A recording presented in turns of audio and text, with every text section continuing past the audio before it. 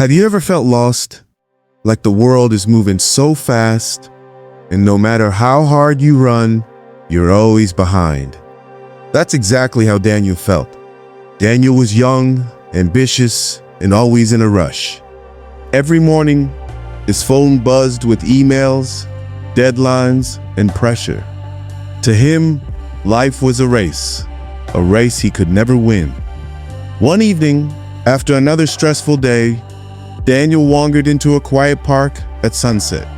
There, he noticed an old man sitting alone on a wooden bench. No phone, no watch, just sitting, as if time had no power over him. Daniel almost walked past, but something pulled him back. The old man smiled and said, "You look like you're running away from something." "I'm just busy," Daniel replied. The old man chuckled. Busy or lost? That question pierced Daniel's heart.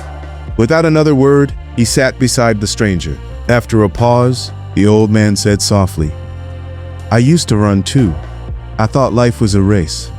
But one day, I realized I was chasing the wrong finish line. So I stopped running, and I started living." Those words echoed in Daniel's mind.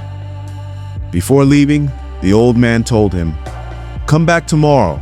I'll tell you a story. Maybe it will help you run in the right direction." The next day, Daniel came on back. The old man, smiling warm as sunshine, started in on his story. "Back when I was your age, I figured success meant having a whole lot of money. I worked dawn till dusk, borrowed every penny I could get my hands on, and started up a business. Didn't take a year, and I lost it all. Thought my life was done for. But then, an old teacher, he told me, 'Star, you ain't failed, son. You've just found one path that didn't work out. Now, try another.' Those words, they saved me. I learned that failure ain't the end of the road. It's where you start from." Daniel, he listened, eyes wide open. The old man kept on. "Later on, I built another business. Made more money this time than I ever dreamed of. But I was so busy chasing after success that I forgot all about my family. My wife, she waited on me. My son, he begged me to come play. I always told him, 'Star, later, when I'm successful.'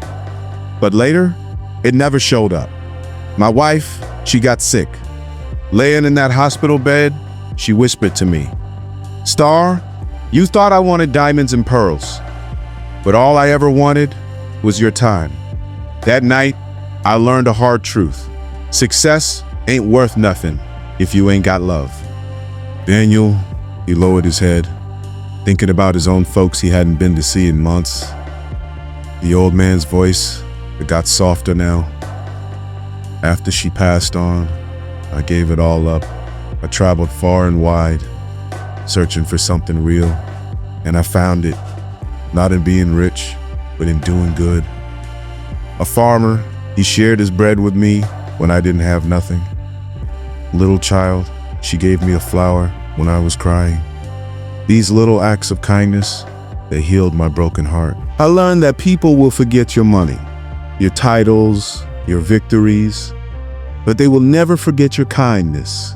That is the only legacy that survives death." The sun dipped low as the old man turned to Daniel. "So tell me, son, what are you running after? Success or life?" Daniel had no answer. The old man placed a hand on his shoulder and whispered, "Think about it. You don't have forever." The next day, Daniel rushed back to the park. But the bench was empty. He returned again and again, still nothing.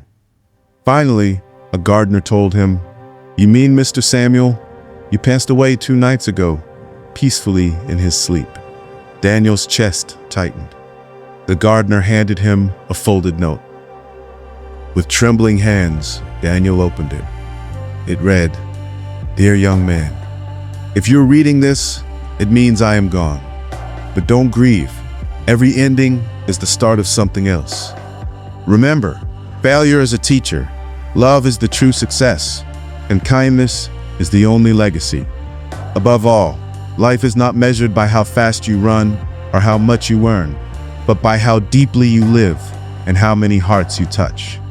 So, slow down, breathe, love, give, and when your time comes, may you leave behind more smiles than tears. That is the real finish line. Daniel folded the note close to his heart, whispering, "Thank you, Mr. Samuel." From that day forward, Daniel was never the same. He still worked hard, but he no longer lived in a race. He visited his parents more often, reached out to friends, and offered kindness to strangers. And whenever he felt lost, he read that note again and found his path. Years later, Daniel shared the story with his own children, who passed it forward like a flame, one heart at a time. Because even though Mr. Samuel's body had left the world, his words lived forever.